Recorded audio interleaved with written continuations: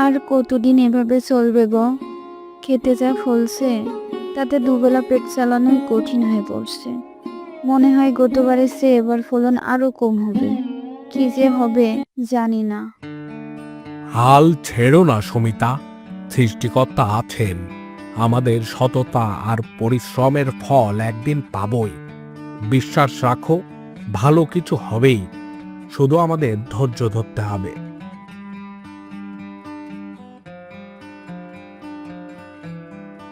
বাবা, আজকেও টিউশনির বেতন দিতে পারলাম না। স্যার বলেছেন আর 2 দিনের মধ্যে টাকা না দিলে আর ক্লাসে ঢুকতে দেবেন না। আমার যে খুব খারাপ লাগছে বাবা। চিন্তা করিস না বাবা, আমি কিছু একটা ব্যবস্থা করবই। তোর পড়াশোনা যাতে বন্ধ না হয় তার জন্য আমি সব সময় চেষ্টা করব। প্রয়োজনে আমি আরো বেশি পরিশ্রম করব। তোমার ভাই শঙ্করকে একবার বলবে, হয়তো কিছু সাহায্য করতে পারে। ওর তো অনেক জমি জমা, বেশ কয়েকটি ধান কলও আছে শুনেছি। আমাদের এই বিপদে ও যদি একটু হাত বাড়ায়। সে কথা আর বলো না সুমিতা, শঙ্করকে বললে কেবল অপমানই শুনতে হবে। ও তো জানে আমরা অভাবে আছি, তবুও কোনোদিন সাহায্যের জন্য হাত বাড়ায়নি, বরং উল্টো আমাদেরকে নিয়ে টিটকেরি মারে। ওর কাছে যাওয়া মানে নিজেদের আত্মসম্মান হারানো। কি রে সুধার মা, এখনো ঘরের কাজ শেষ হয়নি? এই ফ্যানটা এখনো মোছা হয়নি কেন? রতন, সারাটা দিন শুয়ে শুয়ে কাটাচ্ছিস কেন? যা বাজারে গিয়ে দেখ আজ কি কি ভালো মাছ পাওয়া যায়। আজ দুপুরের মেনুটা জমজমাট চাই।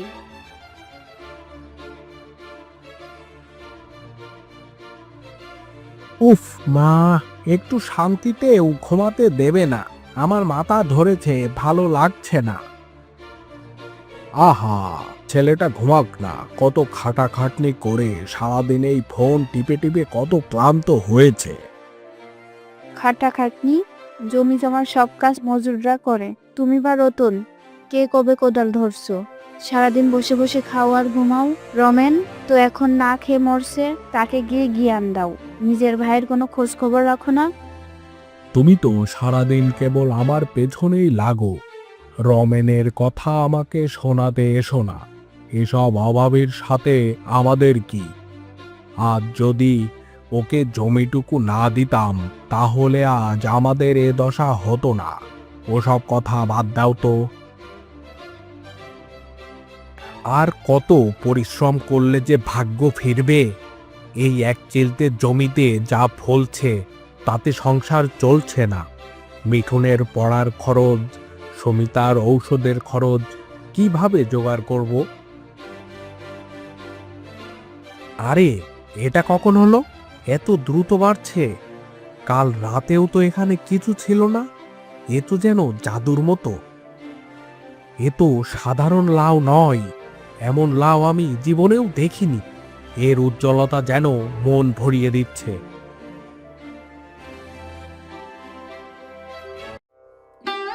মনে হচ্ছে যেন সোনা দিয়ে তৈরি। এর থেকে কেমন একটা ঠান্ডা মিষ্টি আভা বেরোচ্ছে। বাবা, এটা কি সত্যি সোনা দিয়ে তৈরি? আমারও তাই মনে হচ্ছে। এমন লাউ আমি জীবনেও দেখিনি। খেতে হঠাৎ করে এটা ধরেছিল, কিন্তু এটা কি কাজে লাগবে তা বুঝতে পারছি না।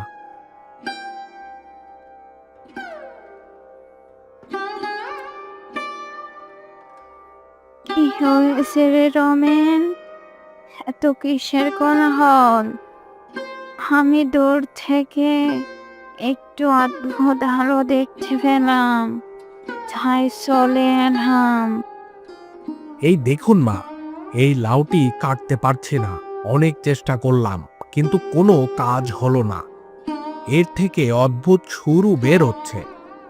হুম, এটা সাধারণ লাউ নয়। এই লাউ তোমার সততা আর পরিশ্রমের ফল। তোমার নির্লোভ মন আর অপরের প্রতি দয়া, এই লাউয়ের মধ্য দিয়ে প্রকাশিত হয়েছে। এটা ভাঙতে হলে তোমাকে একজন সত্যিকারের অভাবী এবং সৎ মানুষকে খুঁজে বের করতে হবে, যে নিজের হাতে এটি ভাঙবে, যার মনে কোনো লোভ বা পাপ নেই, সে এটি ভাঙতে পারবে। দেখো দেখো মীরা, রমেনকে দেখো কি একটা আজব জিনিস হাতে নিয়ে ঘুরছে। কিরে রমেন, সোনালি লাউ পেয়েছিস নাকি? এসব জাদুটোনা করে আর কি হবে, যা নিজের কাজ কর। সারাদিন ওসব ফালতু জিনিস নিয়ে ঘুরে বেড়ালে কি পেটে ভাত জুটবে নাকি তোর? কেউ পারলো না গো, গ্রামের এত মানুষ কিন্তু কেউ লাউটা ভাঙতে পারলো না। হয়তো এই লাউ আমার ভাগ্য ফেরানোর জন্য নয়, আমাদের কপালে এই দারিদ্রতায় লেখা আছে। বাবা, আর একজন বাকি আছে, আমাদের গ্রামের সেই বৃদ্ধা ঠাকুমা। তিনি তো সবসময় মানুষের উপকার করেন, সবার বিপদে পাশে দাঁড়ান। তিনি নিশ্চয়ই লাউটা ভাঙতে পারবেন। হ্যাঁ, তাকে তো আমি বলিনি।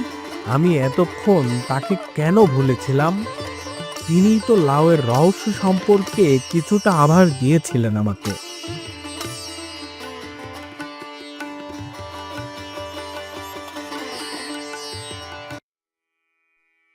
লাউটা হাতে নিতেই আমার মনটা শান্ত হয়ে গেল। সোনা? এত সোনা? এ তো কল্পনার বাইরে। এই সোনা তোমার পরিশ্রমের ফল রমেন। তোমার সততা আর সরলতা আজ তোমাকে ধনী করে তুলেছে। কিন্তু মনে রেখো, অর্থের সঠিক ব্যবহারই আসল সুখ আনে। হে সোনা, তোমাকে পথ দেখাবে, কিন্তু তোমার মনকে বদলে দেবে না।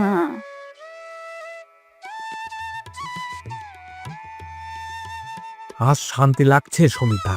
এই অর্থ শুধু আমাদের নয়, গ্রামের সকলের। মিঠুন এখন গ্রামের ছেলেদের পড়াশোনার ভার নিয়েছে। এর চেয়ে সুখ আর কি হতে পারে? হ্যাঁ গো, তোমার মহৎ মনের জন্যই আজ আমরা এতটা পেয়েছি। তুমি কোনোদিন লোভ করনি, তাই সৃষ্টিকর্তা তোমার দিকে মুখ তুলে চেয়েছেন। বাবা, আজ থেকে আমার আর টিউশনের বেতন নিয়ে চিন্তা করতে হবে না। এখন আমি নিজেই অনেকজনকে বিনা বেতনে পড়াতে পারবো। আমার স্বপ্ন পূরণ হয়েছে বাবা। রমেন যে একদিন এত বড় হবে তা ভাবিনি। আমি ওকে অবহেলা করে কি ভুলটাই না করেছি। লোভ আর অহংকার আমাকে আজ পথে বসালো। আজ আমার সবকিছু শেষ হয়ে গেছে। ওর লাউয়ের ভাগ চাইতে গিয়েই তো আজ আমাদের এই দশা। সেদিন যদি আমি রমণের সাথে খারাপ ব্যবহার না করতাম, তাহলে আজ আমাদের এই দুর্দশা হতো না। সব আমারই পাপের ফল। বাবা, আমি কেন সেদিন রমেন কাকার কাজে সাহায্য করিনি? আমি যদি সেদিন খারাপ ব্যবহার না করতাম, তাহলে আজ হয়তো আমাদের এমন পরিণতি হতো না। আমি এখন কি করব? ভাই রমেন, আমাকে ক্ষমা করে দে। আমি তোর সাথে অনেক অন্যায় করেছি। আমি আজ আমার কৃতকর্মের ফল ভোগ করছি রে। সি দাদা, এসব কি করছিস? ছোট ভাই হিসাবে আমি তোর থেকে কি দূরে থাকতে পারি? আমি তোকে কোনোদিনও পর ভাবিনি।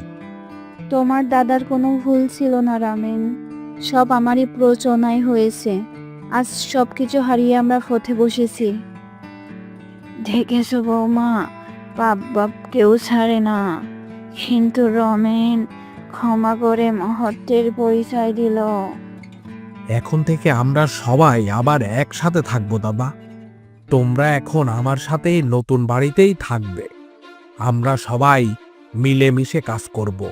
যা গেছে তা ফিরে পাওয়া যাবে না, কিন্তু নতুন করে শুরু করা যাবে। তুই এত ভালো রমেন, তোর মতো ভাই পাওয়া ভাগ্যের ব্যাপার। বিপদে আপদে ভাইয়ের পাশেই থাকতে হয় দাদা। এই দেখো, তোমার ছেলে রতনকেও আমি আমার নতুন কারখানায় কাজ দিয়েছি। সে এখন মন দিয়ে কাজ শিখছে। আপনি আমার নতুন জীবন দিলেন, আমি আপনাকে কথা দিচ্ছি আপনার বিশ্বাস আমি কোনোদিনও ভাঙব না।